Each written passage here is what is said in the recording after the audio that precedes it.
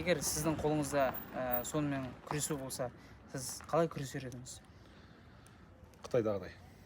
Ассалаумағалейкум құрметті достар. Бүгін біздер аудан тұрғындарынан қарапайым халыққа сауалнама өткізіп, елімізде сыбайлас жемқорлық факторлары бар ма екен және де қандай салада кездеседі, сонымен қатар олар онымен қалай күресетіндігі туралы білетін боламыз. Ассалаумағалейкум, біз сізге бір сұрақ қояйық. Жалпы енді сыбайлас жемқорлыққа қарсы соны алдын алу бойынша сауалнама жүргізіп жатыр.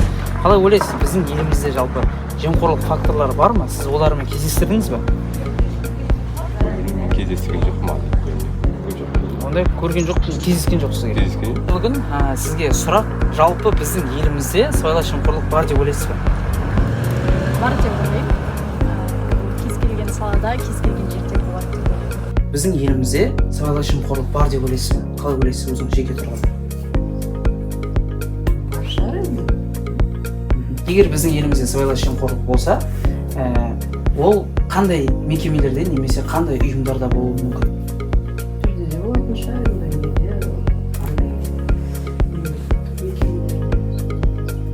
Елімізде сыбайлас жемқорлық бар деп ойлайсыз ба? Сыбайлас жемқорлық жоқ деп ойлаймын. Жалпы кездескен жоқсыз фактормен. Біздің елімізде сыбайлас жемқорлық бар деп ойлайсыз ба? Бар, әрине. Егер бар болса, қандай салаларда бар деп ойлайсыз? Мектепте де, мектеп білім жағынан, сосын больницаларда особенно.